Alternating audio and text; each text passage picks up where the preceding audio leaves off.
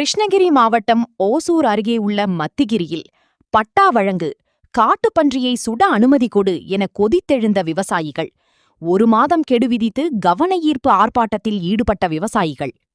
கிருஷ்ணகிரி மாவட்டம் ஓசூர் மத்தகிரி பேருந்து நிலையம் அருகே தமிழக விவசாயிகள் சங்கம் சார்பில் மாபெரும் கவன ஈர்ப்பு ஆர்ப்பாட்டம் நடைபெற்றது. மாநில தலைவர் ராமகவுண்டர் தலைமையில் நூற்றுக்கணக்கான விவசாயிகள் பங்கேற்று தங்களது கோரிக்கைகளை வலியுறுத்தி முழக்கங்களை எழுப்பினர். மேலும் 1952ஆம் ஆண்டு KRP அணை கட்டும் பணிக்காக வெளியேற்றப்பட்ட மக்களும் 100 ஆண்டுகளுக்கும் மேலாக வனப்பகுதியை ஒட்டி வசிப்பவர்களும் இன்றும் பட்டா இன்றி தவிக்கின்றனர். சாலை, குடிநீர், பள்ளி, ரேஷன் என அனைத்து அடிப்படை வசதிகளும் அரசால் செய்து தரப்பட்டும் பட்டா இல்லாததால் விவசாயிகளால் பயிர்க்கடனோ அரசு சலுகைகளோ பெற முடிவதில்லை. ஆனால் அதிநித்திரை, அனாடீனம், விட்டோடிகள் நிலம் என வனத்துறை உரிமை கொண்டாடுவதை கைவிட்டு உடனடியாக தங்களுக்கு பட்டா வழங்க வேண்டும். விவசாயிகளின் வாழ்வாதாரத்தை அழித்து உயிரிழப்புகளை ஏற்படுத்தும் காட்டுப்பன்றிகளை வனவிலங்கு பாதுகாப்பு சட்டத்திலிருந்து தமிழக அரசு நீக்க வேண்டும். கேரள மாநிலத்தைப் போல பயிர்களை நாசமாக்கும் காட்டுப்பன்றிகளை சுட்டுக்கொள்ள விவசாயிகளுக்கு உரிய அனுமதி அளிக்க வேண்டும். மேலும் வனநிலம் வழியாக பட்டா நிலங்களுக்கு மின்சாரம் கொண்டு செல்ல வனத்துறை விதிக்கும் தடையை உடனடியாக நீக்க வேண்டும் உள்ளிட்ட கோரிக்கைகளை வலியுறுத்தி 500க்கும் மேற்பட்ட விவசாயிகள் பங்கேற்று ஆர்ப்பாட்டத்தில் ஈடுபட்டனர்.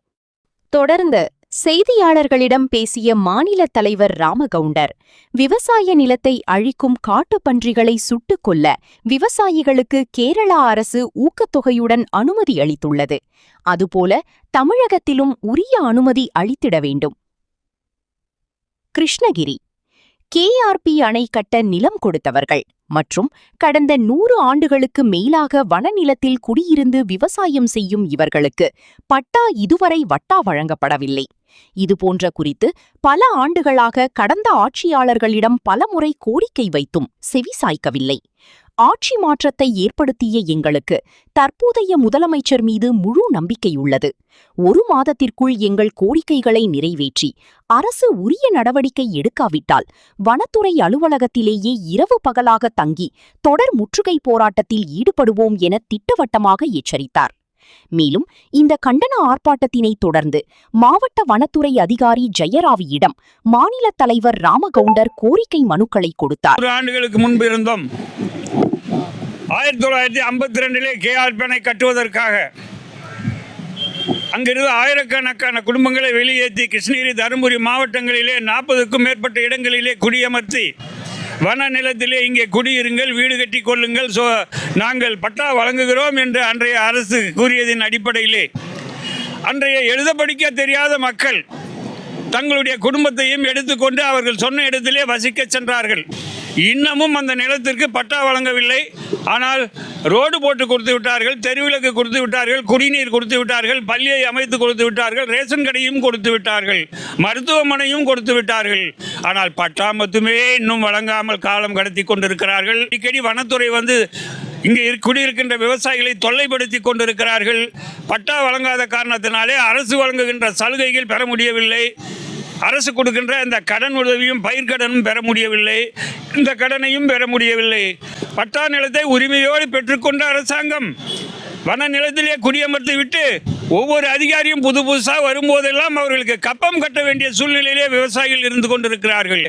உடனடியாக அதையெல்லாம் சர்வே செய்து கணக்கெடுத்து அனைவருக்குமே பட்டா வழங்க வேண்டும் என்ற கோரிக்கையின் அடிப்படையிலே இந்த ஆர்ப்பாட்டத்தை நடத்தி கொண்டிருக்கிறோம். அரசு உடனடியாக நடவடிக்கை எடுக்கும் என்று நம்புகிறோம். மாண்புமிகு முதல்வர் செய்தியை கேட்டால் நிச்சயமாக அதற்குண்டான நடவடிக்கை எடுப்பார். சென்ற தேர்தலிலே 5 ஆண்டுகளாக இந்த கோரிக்கை வைத்தோம். சென்ற அரசு செவிசாய்க்கவில்லை. அதன் அடிப்படையிலே ஆட்சி மாற்றம் வேண்டும், புரட்சி வேண்டும் என்ற அடிப்படையிலே தமிழகம் முழுவதும் பிரச்சாரம் செய்து ஆட்சி மாற்றத்தை கொண்டு வந்தோம்.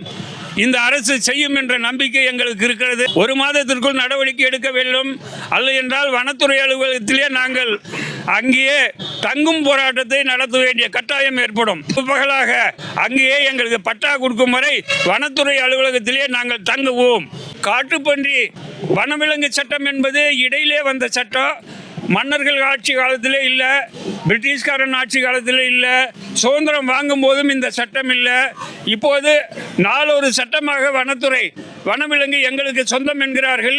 பட்டா நிலத்தில் உள்ள பயிர்களை எல்லாம் அழிக்கின்றன, மக்களை அழிக்கின்றன. மத்திய அரசு வனவிலங்கு சட்டத்தில் இருந்து சில உயிரினங்களை நீக்கியுள்ளார்கள். ஆனால் தமிழக அரசு அந்த உயிரினங்களை இன்னும் அந்த பட்டியலிலே வைத்துக் கொண்டிருக்கிறார்கள். குறிப்பாக கேரளாவிலே வனவிலங்கு பட்டியலிருந்து நீக்கி அதை சுடுவதற்கு ஒரு பன்றிக்கு 3000 ரூபாய் கொடுக்கிறார்கள். கேரளாவில், தமிழ்நாட்டில் இன்னும் சொல்கிறதுக்கே அனுமதி கொடுக்கல. விவசாயிகளை அழிக்குது. ஒரு பண்ணி 1/2 டன் வெயிட் இருக்கு. அது விவசாயியை கண்டா வந்து கடிக்குது, துவம்சம் பண்ணுது. பல விவசாயிகள் இறந்திருக்கிறார்கள்.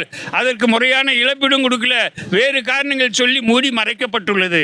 உங்கள் தேடல் நியூஸ் சேனலை லைக் பண்ணுங்க, ஷேர் பண்ணுங்க, கமெண்ட் பண்ணுங்க, ஆல் பெல் பட்டனை கிளிக் பண்ணுங்க, மறக்காம சப்ஸ்கிரைப் பண்ணுங்க.